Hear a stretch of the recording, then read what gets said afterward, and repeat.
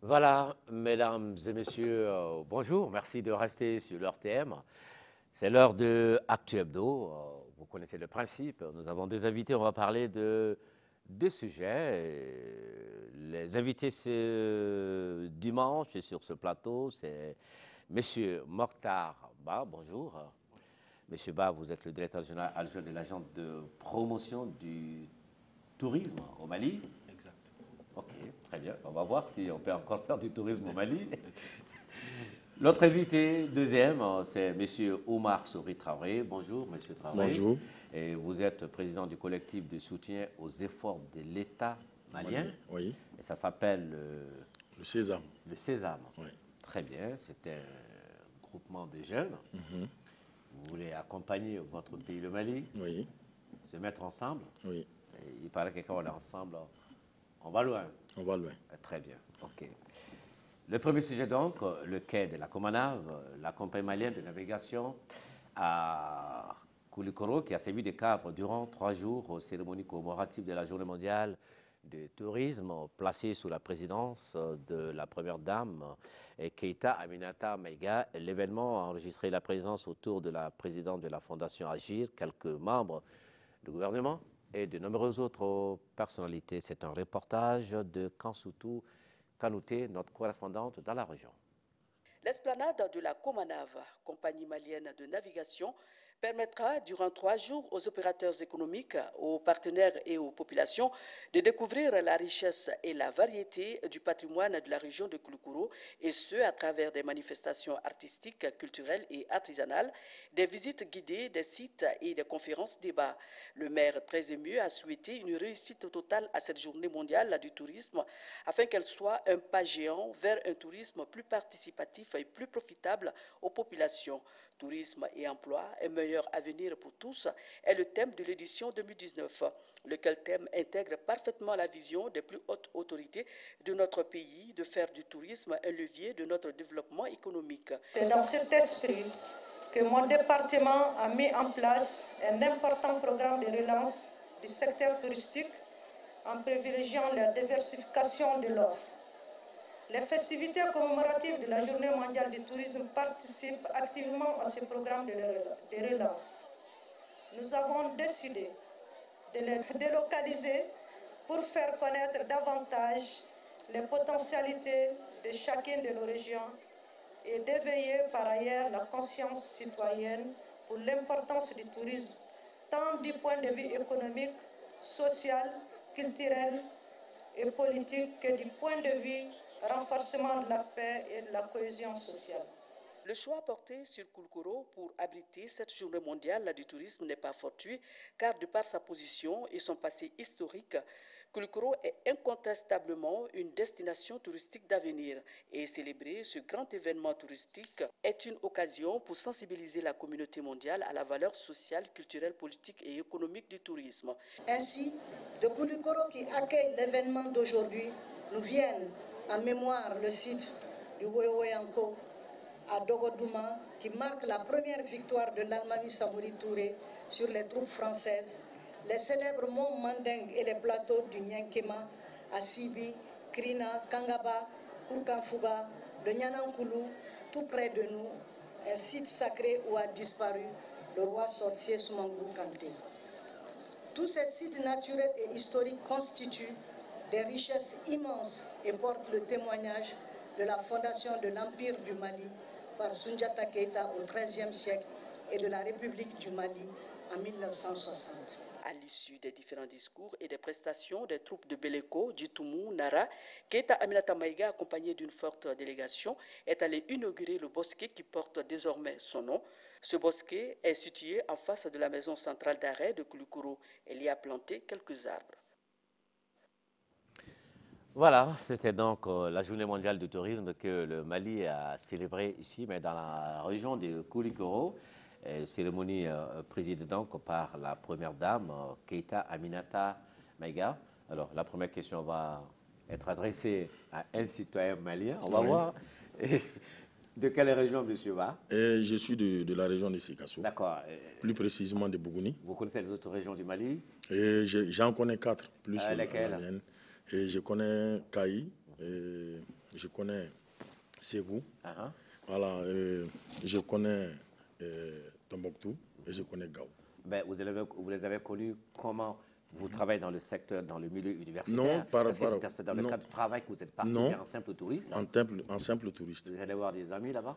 Oui, quelques parents, mais les amis, oui. D'accord. Oui. Mais nous avons plusieurs régions, vous n'en connaissez que 4 ou 5? Non, Ça frustre un peu, non? Non, On pas dit que vous connaissez le Mali? Non, j'ai visité 5. Ah, d'accord. Voilà, et j'aimerais bien en visiter aussi les autres. OK. Voilà. Surtout dans le cadre de votre association qui vient de naître, vous aurez l'occasion de Oui, prendre votre bâton de pèlerin, justement. pour aller à la rencontre des autres jeunes. Oui, surtout implanter les organes du sésame. D'accord. Voilà, Ok. Inch'Allah. Le sésame, on en parlera dans un instant, mais pour l'instant, le sujet, c'est le tourisme. C'est quoi le tourisme alors pour monsieur Et Traoré? pour moi, quand même, le tourisme, c'est un autre facteur de connaissance. Comme on a l'habitude de le dire, voir est très pertinent. Mieux vaut voir une fois que d'entendre 1000 fois. C'est ce qu'on dit. Absolument. Voilà. Il y a un adage de chez nous, Ouais, un adage de chez nous. qui est une vérité. Il y a une vérité. Oui, c'est une vérité. OK. Bon, je ne sais pas si la définition elle est correcte ou pas. Monsieur déjà de l'agent de promotion du tourisme au Mali est là. Monsieur Mokhtar Ba. C'est quoi le tourisme? Bon, je pense que notre concitoyen, M. Traoré, s'il a un tout petit peu frôlé la chose, le tourisme, en fait, se désigne par l'action de voyager. L'action de voyager, de se promener, dans l'objectif de découvrir autre chose que l'on n'a pas chez soi. Si vous voulez, autrement dit, il se définit aussi comme l'ensemble des problèmes techniques, financiers, économiques, culturels, liés au déplacement massif de cela qu'on appelle les touristes, qui eux-mêmes s'identifient dans le gros lot des visiteurs. Ah, bon, d'accord. Alors, ça veut dire qu'il y a plusieurs types, plusieurs formes de tourisme? Exactement. D'accord. Exactement. Et on vient, à l'instar de la communauté mondiale, célébrer la Journée mondiale du tourisme, édition 2019. Et c'est autour de quel thème? Un, deux ou plusieurs? Ok. Très bien. À l'accoutumée, il faudrait comprendre que la Journée mondiale même du tourisme est une activité qui a été instituée déjà très longtemps par l'Organisation mondiale du tourisme, le Centre mondial de la décision du tourisme. Comme quoi que le 27 septembre de chaque année, la communauté internationale va célébrer le tourisme. Le tourisme. Alors, c'est le conseil exécutif de cette Organisation mondiale du tourisme qui définit le thème de chaque année. Les thèmes sont changeants chaque année. Pour 2019, le thème mondial défini par l'OMT, l'Organisation mondiale du tourisme, c'est tourisme, emploi, un meilleur avenir pour tous. C'est-à-dire que le tourisme, c'est une activité humaine qui contribue à créer beaucoup de choses du point de vue des valeurs et des incidences positives. Mais ici, on met l'accent surtout sur la création de l'emploi par l'industrie du tourisme. Très bien. Donc, alors, pour parler de tourisme, moi je pense que la règle première, c'est la liberté, j'insiste sur le mot, liberté de circulation, qui n'est pas une réalité aujourd'hui dans le monde. Voilà. Et surtout, les mouvements du sud vers le nord, ça devient très compliqué. C'est ça. C'est une très bonne question. Mais il faudra comprendre déjà que aux premières années du tourisme, quelque part vers la fin du XVIIIe siècle, les élites de l'aristocratie bourgeoise avaient commencé déjà leur premier voyage de vers l'Angleterre en allant vers le continent européen. C'était des élites qui le faisaient. Et le tourisme même est apparu grâce notamment à l'apparition du principe et du droit au congé. Avant la Révolution, avant les avancées du point de vue des droits humains, les gens n'avaient pas de congé, n'avaient pas, la notion de liberté n'était pas développée comme nous la percevons aujourd'hui. Donc c'est pour vous dire que vous avez parfaitement raison en faisant tout de suite la liaison entre l'activité touristique et la notion de liberté. Quand on n'est pas libre, on ne peut pas voyager, on ne peut pas se déplacer. Quand on n'a pas le temps requis pour voyager et découvrir, on ne peut pas voyager. Tout ça, c'est vrai fondamentalement. Mais à ramener tout cela à la situation d'actualité de notre pays, qui traverse une crise profonde, malheureusement, depuis de longues années, et de façon directe, le secteur aussi du tourisme en prend le coup. Il est aussi en crise. Et justement, on a l'air en Cela ne voudrait pas dire, M. Diombélé, que c'est parce que nous sommes en crise au niveau de notre destination que l'activité touristique, entre guillemets, devrait disparaître. Très bien. Alors, il faut voir la réalité en face. C'est ça. Comment vous vendez aujourd'hui la destination Mali? Alors, la destination touristique Mali, je vous informe, et profite de votre plateau pour informer l'ensemble de la communauté nationale et internationale, elle se vend. Nous continuons à la vendre. Parce que c'est vrai que les sites classiques, les foyers et bassins principaux du tourisme qui étaient très connus. On les connaît. On les connaît. On les connaît. Le pays d'Ogon, c'est Tombouctou. C'est Tombouctou. Djenné. N'est-ce pas? Voilà. S'ils ne sont pas fréquentables aujourd'hui en raison des difficultés que nous connaissons, c'est un pays destination, le Mali, dans lequel on retrouve d'autres aires culturelles, d'autres domaines géographiques, d'autres régions administratives culturelles et touristiques. Est-ce que ça, c'est un produit vendable à l'international? C'est un produit vendable.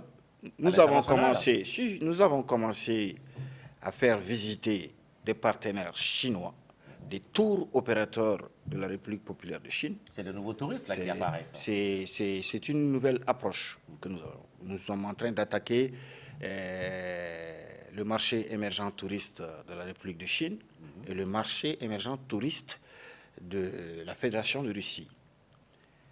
Aujourd'hui, nous sommes en train d'avancer sérieusement. Il y a des tours opérateurs, de grossistes de voyage chinois qui sont venus au Mali en novembre 2018, avec lesquels nous avons sillonné l'ensemble de ces nouvelles régions. D'accord. Sikasso, ainsi de suite, ainsi de suite. Et supposons qu'ils décident de venir, de refréquenter la destination Mali, il n'y a plus d'infrastructures, les moyens de transport inexistants, conditions de séjour pas à hauteur de soins, et surtout les agents dans le circuit du tourisme, les agents touristiques. À ce niveau, il faudrait qu'on fasse un peu attention. Il y a dans certains sites touristiques importants de notre pays, en raison de l'arrêt de l'activité, les établissements d'accueil touristique ont vraiment pris des coups, en raison de l'absence de la recette. Mais cela ne veut pas dire que c'est tous les établissements non plus qui sont fermés. Il y a des établissements qui continuent l'exploitation. Nous parlons des zones d'accueil par excellence. C'est toujours le pays d'Ogon, Djenné, j'ai compris. Voilà. Nous avons quelques touristes, on ne peut pas les comparer aux vagues anciennes. La région de Mopti touristique avant la crise, je vous le rappelle, recevait jusqu'à 250 000 voyageurs internationaux, 300 000 touristes internationaux, qui provoquaient pour environ 19 jusqu'à 20 milliards de recettes touristiques pour la seule région. Et aujourd'hui, parce que vous avez dit qu'il y a encore des touristes qui arrivent. Il y a quelques-uns. Quelques-uns. Mais nous conseillons certaines parties, pendant que nous déconseillons d'autres parties, intégralement. Une petite partie du plateau d'Ogon reste encore fréquentable. Ah bon? Pas trop s'éloigner de Bandiagara. Elle est fréquentable, avec beaucoup de précautions et de munitions, n'est-ce pas? Il y a des touristes qui rentrent dans le Djenné, ils en sortent, mais ils ne provoquent pas de nuitée là-bas. Ce n'est pas conseillé. Juste en 2 heures, 3 heures, faire les principaux sites, les découvrir, aller et rejoindre nos sites. Alors, quel est le produit qu'il faut donc vendre désormais au Mali et à qui? Très bien. Une autre très belle question.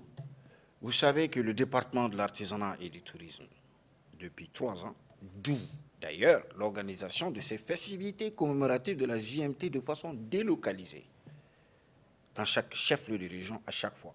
Nous étions à Sikasso, dans le village de Woroni, où nous avons de grandes chutes d'eau merveilleuses. Et c'est précisément dans le secteur de Kadiolo, en 2016.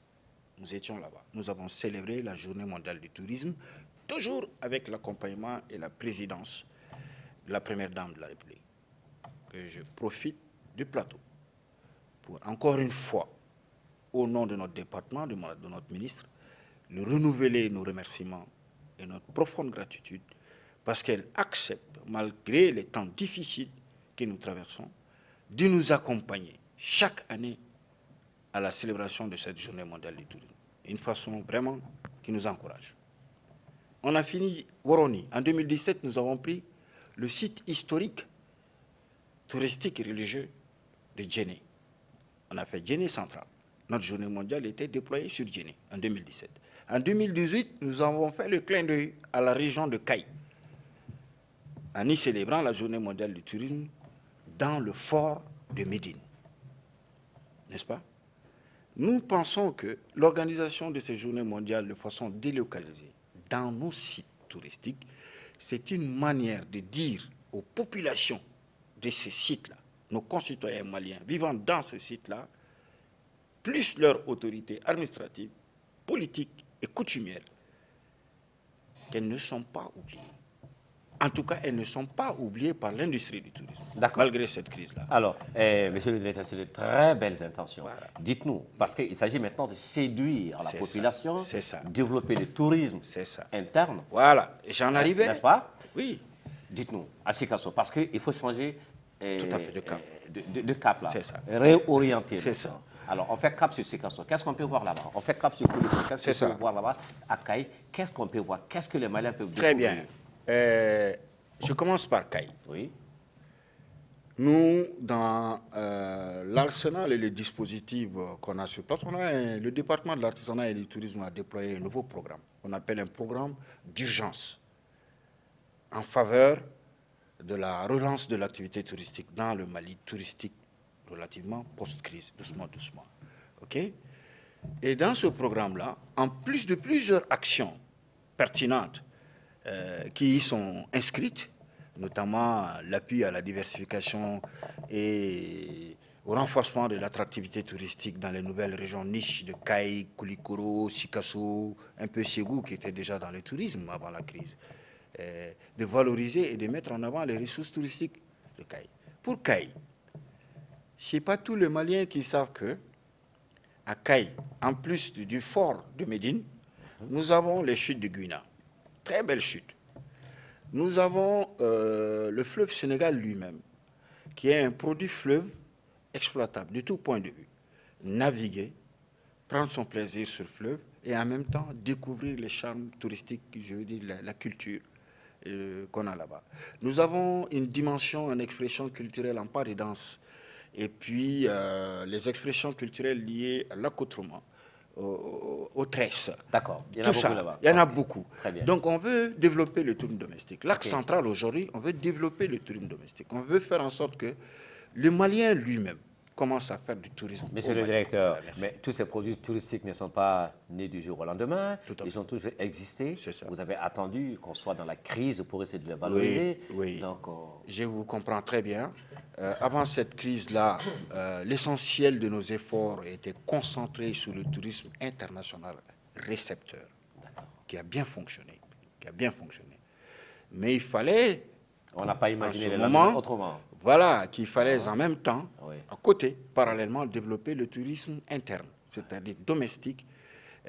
Parce que les Maliens, il faut le dire aussi, le tourisme interne, c'est l'ensemble des voyageurs maliens qui quittent le Mali et qui vont à l'étranger. Ça, nous avons des bons flux. Je parle de l'autre côté, dans le domestique, dans l'interne. Le Malien qui voyage au Mali pour découvrir les réalités touristiques du Mali. C'est sur quoi nous nous concentrons vraiment aujourd'hui. Et on les incite beaucoup à travers le monde scolaire et universitaire. On commence par ces gens d'abord. On est en train de cibler, entre guillemets, les couches économiques, les classes et les couches sociales et économiques émergentes du Mali.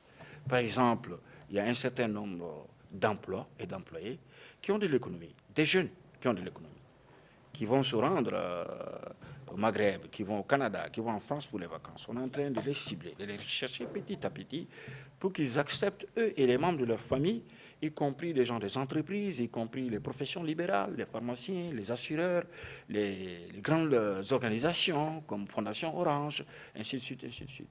On va vers eux maintenant pour les inciter en les montrant toutes les possibilités qui existent pour découvrir vraiment notre pays. Mais ça va être difficile de les séduire parce qu'ils vont venir voir des sites, des produits qui sont dans des états de dégradation très avancés.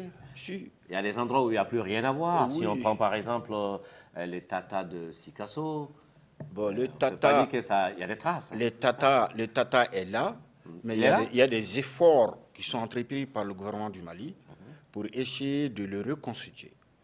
Déjà, il y a un projet en cours, il y a une bonne partie du Tata qui est en train d'être rénové.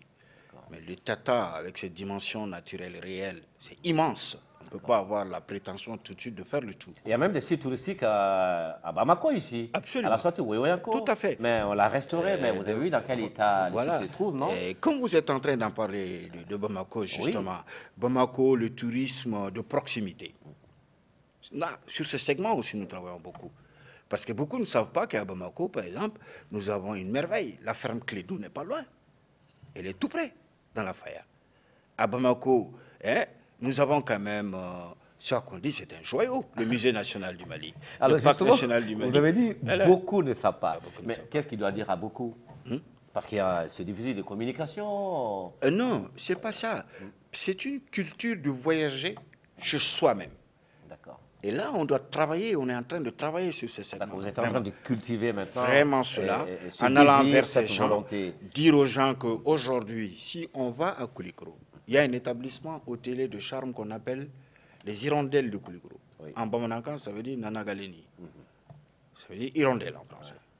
C'est un hôtel de charme qui est à côté, au bord du fleuve, dans un cadre de verdure et de machin extraordinairement intéressant. Beaucoup ont eu le temps de découvrir lors de ces JMT de Koulikoro tout de suite. Il y en a ailleurs. À Sikasso, nous avons des établissements touristiques. Nous avons l'hôtel du cinquantenaire à Sikasso, l'un des fleurons de l'hôtellerie du Mali. Et là, c'est à Sikasso, mais c'est un très bel hôtel. Mais qui n'est pas fréquenté. Et qui est Parce que fréquenté. personne Et fréquenté oui, par le tourisme d'affaires. Hein. par le tourisme d'affaires. Oui. C'est aussi des touristes qui sont comptés dans les statistiques nationales du tourisme. Ah, d'accord. Mais ceux-là dont nous Mais parlions... il n'y a que ça qui marche, apparemment, on va dire. Oh non, même maintenant, pas un ça. tourisme d'affaires. Même Oui. pas. Même pas ça, parce que les gens, ils comptent le touriste seulement que celui-là qui vient pour son loisir. Il n'est pas le seul touriste. Oui. Il y a le touriste d'affaires. Oui, c'est pourquoi on a dit qu'il y a plusieurs types de Absolument, tourisme. absolument. Il y a même le tourisme religieux. Il y a des oui. gens, par exemple, qui me disent, mais aller à la Mecque, c'est du tourisme aussi, qu'on peut le mettre dans les produits touristiques. Hein. Tout à fait, tout à fait. Voilà. Tout à fait, tout à fait. Alors, monsieur le directeur, peut-on parler de tourisme sans guide touristique? Que deviennent-ils ces gens? Très bien. Il y en a beaucoup, là. Et les guides touristiques sont dans les difficultés. Voilà. Ils sont dans les difficultés. Il y a beaucoup. Au passage, il faut informer qu'on en a 500 et quelques guides officiels de tourisme au Mali qui sont répertoriés. Il y a dû essentiellement à la crise profonde que traverse le secteur. Il y en a certains qui se sont reconvertis dans de nouvelles activités. Il y a certains qui ont créé des fermes. Il y a certains qui ont d'autres types d'activités de génération de revenus. Et le département de l'artisanat et du tourisme en coopération avec l'aménagement du Mali a initié un projet qui vise essentiellement ces guides de tourisme-là et puis un certain nombre d'artisans, ces activités aussi connexes qui accompagnent l'activité du tourisme. Et ce projet-là, il est en cours toujours. C'est pour venir en aide à ces guides qui sont en détresse et en souffrance. D'accord. Mais il y en a certains qui se sont déplacés, qui sont à l'extérieur, mais on avoue que vraiment, ils ont des problèmes. OK. Il s'agit maintenant d'être très créatif, très imaginatif.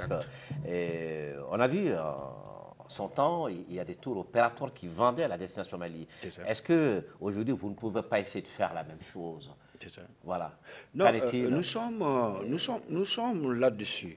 Ça, vous parlez du segment du tourisme international et du secteur. Oui. Alors, ce que je voudrais vous dire ici, le département de l'artisanat et du tourisme, à travers son bras technique chargé de la promotion de la destination que nous sommes, l'agence de promotion touristique du Mali, nous sommes en train de déployer de gros efforts sur le marché émergent touriste de la Chine. Depuis 2016, nous avons un partenaire stratégique en Chine, la China Network Business, avec laquelle nous avons scellé des contrats professionnels. Aujourd'hui, le maximum de touristes sur le marché connaissent le Mali comme destination touristique, ce qui n'était pas le cas. Nous sommes sur les réseaux sociaux. Ils connaissent le Mali comme destination touristique. Comme destination touristique. Oui, mais est-ce qu'ils considèrent le Mali comme destination touristique fréquentable? Il y a des groupes qui viennent sur le Mali. D'accord. Il y a aujourd'hui des groupes chinois qui viennent sur le Mali. On souhaite que ces groupes soient démultipliés. Mais ils ont commencé à fréquenter le Mali. Et tout ça passe par le service des agences de voyage et du tourisme, et pour lesquelles nous avons organisé en 2018, ici en fin 2018, un éductour, c'est-à-dire une rencontre professionnelle qui veut dire de faire venir les tours opérateurs étrangers et les mettre en contact, nous, avec les vendeurs de produits, nos agents de voyage et du tourisme. On l'a fait à l'hôtel Salam en 2018, en novembre 2018. Il y avait 7 tours opérateurs chinois qui étaient venus, des membres de la presse spécialisée du tourisme en Chine. On l'a suivi? Vous l'avez suivi. Et puis, il y avait beaucoup d'agents de voyage et de tourisme Mali qui ont pu contracter, nouer des projets professionnels avec ces TO. Et parmi certains, ils ont de la clientèle qui arrive là, chinoise, qui commence à fréquenter, refréquenter. Et on ne voit plus le Mali au grand rendez-vous touristique à Ah l'international. si, ça je viens. Le top présent, on y était. Tout de suite, notre délégation venait de retourner. D'accord. Pour marquer la présence. On n'a pas vu beaucoup les privés là-bas. Bon, il y avait la présidente de l'AMAVT, Madame Sissé Fatimata Kouyaté. Oui, elle nous a fait l'honneur. Oui, c'est pas le moment de. On ne peut pas comparer ce qui se fait actuellement à ce qui se faisait avant. Ce n'est pas le moment d'être le plus agressif. Non, c'est le moment d'être plus agressif. Mais la situation, la donne ayant changé, vous savez, il faut venir avec la capacité de persuasion, avec la capacité d'informer et donner l'information vraie et sensible, celle qui n'est pas forcément véhiculée par certains types de canaux là. Oui. Et nous sommes là. Sinon, top résa, le Mali y était cette année. La délégation vient de retourner il n'y a même pas longtemps. Ok. Voilà. Sinon, vous n'avez pas vu non plus à Deauville À Deauville, non, on n'a pas été, mais nous continuons d'aller à Colmar. Oui. À Colmar, au Salon international du solidarisme. Et nous continuons à être sur Madrid. Nous vous suivons de très près. Nous sommes, Monsieur Traoré, vous voudrez poser une question à monsieur le directeur avant qu'on passe à votre sujet, c'est bien ça? Oui. Parce que vous êtes de tout oui, là, vous êtes intéressé, vous voulez lui poser une question? Je voudrais réellement lui poser une question. Allez-y. Les zones qui sont en rouge au Mali, est-ce qu'il y a une possibilité de nos jours de dire une date exacte quand est-ce qu'on pourra avoir accès à ces zones? Ok. Ces zones sont mises en rouge d'abord par les chancelleries occidentales. Ce n'est pas nous. Ok. Et ce n'est pas pour rien que nous avons invité les patrons de ces chancelleries occidentales, même à notre rencontre de Koulikoro. L'ambassade de France y était. L'ambassade de Chine y était. La Belgique y était. L'Allemagne y était. Ce sont des partenaires du Mali. Pour qu'ils voient les acteurs du tourisme, les populations vivant dans et riverainement dans les sites-là, ils puissent se rendre compte eux-mêmes, in situ, avec leurs propres yeux, quels sont les messages réellement, quel est leur cri de cœur. Ils ont vu, ils ont entendu. Indépendamment de cela, au plus haut niveau, d'abord le département de l'artisanat et du tourisme, nous faisons nos propres efforts en la matière pour essayer de sensibiliser, demander, essayer de s'intéresser à la question de cette dématérialisation qui est excessive. Pratiquement, ils ont mis toute l'étendue du territoire en rouge. Or, nous, en tant que professionnels, techniciens, spécialistes de la chose, et des gens responsables, qui ne vont pas envoyer les clients n'importe où et n'importe comment. Il y ressort de notre responsabilité. Nous savons bel et bien qu'aujourd'hui, il y a des parties effectivement fréquentables de notre pays. D'accord. C'est un peu ça. Je ne sais pas si vous êtes satisfait. Non, je suis réellement satisfait. Bamako, Mali n'est pas plus dangereuse. Non, justement. Pas du tout. Ok, la sécurité, c'est la bien partagée. Je voudrais juste terminer en disant que nous profitons. Ça, c'est un autre message spécial. Pourquoi une des raisons essentielles que nous choisissons à délocaliser dans les régions cette journée mondiale du tourisme. Parce que nous profitons de cette journée mondiale célébrée dans cette région-là pour venir en appui à nos associations professionnelles qui souffrent actuellement. Nous faisons des appuis aux associations de guides de tourisme, aux associations d'hôteliers, de restaurateurs, aux associations d'agences de voyage et de tourisme qui sont dans ces régions, et à d'autres types d'associations qui sont là pour aider le développement d'une façon générale du territoire. Okay. Voilà. Le tourisme a des problèmes, mais ça ne veut pas dire qu'il faut lui tourner le talon. Pas du tout. Ah ben, très bien, ça marche, ça vit encore. Et nous passons à notre deuxième sujet. C'est à travers un point de presse que les responsables du collectif de soutien aux efforts de l'État malien ont lancé officiellement leurs activités ici à Bamako. Il s'agissait d'informer l'opinion nationale, mais également même internationale, sur les objectifs et la vision de la création de ce collectif. Les initiateurs soutiennent l'État malien dans toutes ses actions pour consolider la paix et la stabilité dans notre pays. Rien n'est possible sans la paix et la stabilité. D'accord, c'est le point de départ du développement, toute action de développement de toute façon. Alors nous regardons ce reportage et puis nous sommes avec le président du collectif pour parler de cette initiative. On regarde. D'accord, cet élément n'est pas là, c'est pas grave. Vous êtes sur le plateau, monsieur Omar Souri Traoré, oui. Et vous êtes le président du collectif de soutien aux efforts de l'État malien. Ça s'appelle à l'autorité de l'État malien. À l'autorité, oui. D'accord, c'est très important, c'est très, bon. très Le Sésame. Oui. Et cette association a vu le jour quand, le collectif? Et ce collectif a vu le jour récemment. Et il découle d'un ensemble de constats qui sont de nature à minimiser et à voire même cacher les bonnes actions de l'État et les efforts consentis par notre État. D'accord. Voilà. Et qui êtes-vous? Et nous sommes... collectif, oui, il y a un ensemble. Tous les horizons. Voilà, nous sommes dans tous les horizons. Voilà, mais ce collectif est d'abord apolitique. Ça, il faut le préciser. D'accord. Nous sommes apolitiques, mais nous œuvrons déjà et nous collaborons avec toute association ou tout groupement allant dans le sens d'aider l'État, ne serait-ce qu'en sensibilisant. Alors, c'est ça qui a été le déclic que vous avez constaté. Oui. Ça ne va pas. Oui. Les gens n'ont pas une bonne perception de ce que l'État fournit comme effort. Oui. C'est bien ça? Oui. Monsieur Ba, et lorsque vous voyez des jeunes qui se regroupent comme ça, qui veulent aller ensemble et pour dire à leurs concitoyens jeunes, bon, voilà ce que votre État fait pour vous. Comment appréciez-vous ce genre d'initiative? Moi, je trouve qu'elle est excellente, cette initiative-là. Parce que j'ai cru entendre qu'elle vise essentiellement au finish à faire en sorte que les gens comprennent la nécessité de la paix et de la réconciliation au niveau de notre pays. Oui. Et surtout faire connaître tous les efforts entrepris par les autorités du pays, dans ce sens précis-là. Moi, j'ai dit, vous savez, comme vous l'avez rappelé vous-même tout de suite, il ne peut pas y avoir zéro action de développement. C'est zéro action de développement sans la paix, sans toutes sortes d'initiatives qui contribuent à renforcer, à renfermer cette paix-là, à l'asseoir de façon durable. Et surtout pour notre travail, ce que nous menons, le tourisme. D'accord. Vous lorgnez du côté du tourisme aussi, parce que c'est les acquis aussi, ils sont en train de faire des choses. Oui. Est-ce que vous arrivez de dire aux jeunes, mais soyez vous-même? Parce que quand il y a cette désorientation en masse de la jeunesse, c'est parce que quelque part aussi, nous avons perdu nos repères. Si on perd nos repères, parce que nous n'avons pas pris comme élément de référence nos valeurs ancestrales. C'est-à-dire, notre problème, c'est de personnifier l'État. Nous avons personnifié l'État.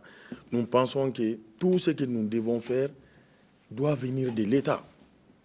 Si on perd de nos jours nos valeurs, nous nous perdons nous-mêmes. Ça, c'est une vérité qui est là. Mais à savoir aussi que les jeunes doivent se poser des questions. Nous qui sommes les jeunes aujourd'hui, c'est nous qui serons les plus âgés de demain. Ça, c'est très clair. L'État ne peut pas tout faire. En ignorant déjà les actions, les bonnes actions de l'État, les efforts très colossaux de l'État consentis de manière farouche, en les ignorant, ça peut être réellement un barrage au développement de notre pays. Alors, comment vous faites au sein de votre collectif pour repérer un peu les bons actes posés par l'État que vous devez porter à la connaissance du public? Comment vous faites? Et d'abord, je suis un agent de l'État, je suis fonctionnaire. D'accord. Je vois déjà le poids que notre État a.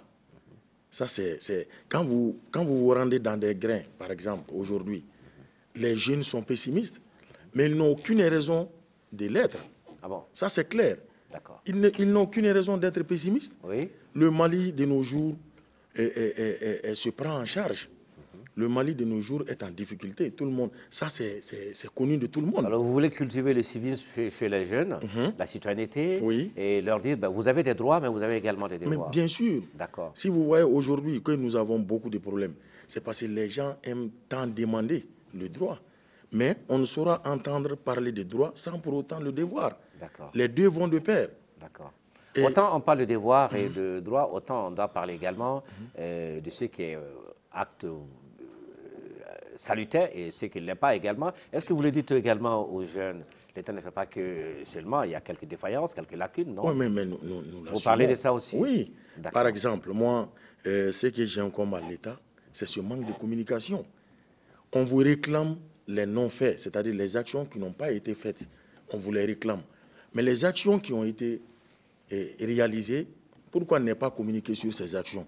Pour que le monde entier sache que vous êtes là et vous n'êtes pas que là seulement. C'est ce qu'a fait tout à l'heure, monsieur le directeur. On avait Oui. dit que le tourisme était mort. Il nous a dit que non, il n'était pas mort, qu'il était bien vivant. Non, il n'est pas Et mort. il a énuméré quand même quelques actions. Absolument. Voilà. Voilà. Quand même, il est important, monsieur Diombele, que les jeunes sachent que nous n'avons qu'un seul État. Alors, c'est quoi votre plan d'action? Bon, notre plan d'action, comme vous l'avez si bien dit, c'est de combattre d'abord l'incivisme. C'est de Comment? montrer, soutenir. Le but principal, c'est de soutenir l'État. Comment? En quoi faisons? Par exemple, en démontrant ses efforts consentis, en sensibilisant, par exemple, avec les partenaires sociaux de l'État, tels que, par exemple, les syndicalistes. Ah, très bien. Donc, vous avez vos canaux de On a un plan d'action. Ah, ben, très bien. Voilà. Mais ce que j'aimerais réellement dire aux jeunes, c'est de comprendre qu'il n'y a aucun État parfait dans ce monde. Tous les États sont d'une manière ou d'une autre défaillants dans un domaine bien déterminé. Mais il est indispensable que nous aimions d'abord notre État, que nous fassions confiance à notre État. Aujourd'hui, de nos jours, les rumeurs ont une force inimaginable au Mali. Les gens se servent de la rumeur pour faire du mal. Et nous qui sommes là, qui subissons, ne connaissons même pas cela. Alors, comment vous pouvez être un rempart contre ces mauvaises nouvelles, contre les fake news et tout le reste? Mais comment vous allez la communication. Vous avez des partenaires? Là, on a des partenaires. Pour le moment, nous venons de commencer. On n'a pas beaucoup de partenaires, mais ça viendra. En tout cas, l'ORTM fait déjà des premiers partenaires. Oui, l'ORTM. D'accord. Et je me profite même pour saluer l'initiative de m'avoir donné cette opportunité. Ouais, l'ORTM est dans son rôle. Oui, Ouais. oui. Là, quand même, chacun compte pour l'ORTM. Chacun compte pour l'ORTM. Absolument. Ouais.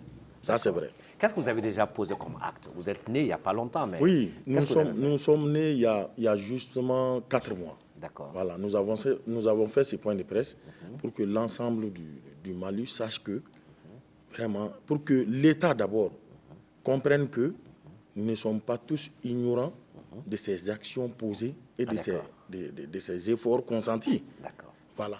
Et nous avons l'intention de prouver que l'État malien existe et que l'État malien souffre aujourd'hui. Quel est cet agent de l'État qui se dit, par exemple, écoute, moi je suis payé, mais je suis payé pour quelque chose. Quel est le rendement que moi je donne en tant que fonctionnaire, en tant qu'agent de l'État? Ça, c'est la bonne des questions à poser. La première des questions à se poser. À se poser. Et qu'est-ce que moi-même je donne? Voilà, qu'est-ce que je donne? On me paye pourquoi? Ça, c'est clair. Justement, c'est ce que j'ai dit. On personnifie l'État. Tandis que l'État, c'est un ensemble. Un ensemble de personnes vivant sur un même territoire, déterminées et soumis à un gouvernement donné. Voilà. Votre passage sur le plateau peut être comment déjà à séduire certains jeunes maliens. Et comment fait-on pour adhérer à votre collectif? L'adhésion est libre. Et nous avons comme siège à Dar Salam, rue Dougamadi Sissoko. Voilà, nous avons quand même nos cartes. Vous avez un contact téléphonique? Oui, nous avons un contact. D'accord. Voilà, donc... C'est lequel? C'est l'occasion? Oui, c'est l'occasion. C'est les 76 30 10 88. On va le reprendre encore une fois. OK, 76 30 10 88. Et c'est le 67 30 10 88. Ah, d'accord. Voilà, donc il est plus qu'opportun d'aider notre État en ce moment-ci. Parce qu'en réalité, nous représentons l'État. C'est nous tous qui représentons l'État. Moi, je dirais même que l'ère est au mea culpa. Ouais. Le changement, là, c'est l'être humain. Ça commence personnellement d'abord. D'accord. Voilà. OK. Vous avez organisé un point de presse. La prochaine étape, l'activité prochaine, c'est oui, nous avons l'intention d'organiser, c'est dans notre plan d'action, un séminaire qui consistera à informer et à former les agents sociaux, les partenaires sociaux de l'État, tels que les syndicalistes. Aussi Voilà, nous sommes déjà avec 2 ou 3 ONG, mais nous comptons rapprocher les ONG, tout groupement qui va déjà dans le sens de consolider les actions de l'État, voire même aider l'État dans ses actions. Voilà, nous sommes vraiment partenaires à tous ces groupements. OK, très bien. Alors, il nous reste 1 minute parce qu'on va recevoir, on va céder le plateau pour une partie de foot. D'accord. Voilà. Et votre message? C'est ça. Non, mais moi... L'intention des Maliens pour développer le statut de tourisme. Très, très, très rapidement, comme on était venu ici essentiellement pour parler de la JMT 2019, je profite en ces quelques secondes restantes pour dire qu'on a quand même fait énormément d'activités sur 3 jours sur Koulikoro.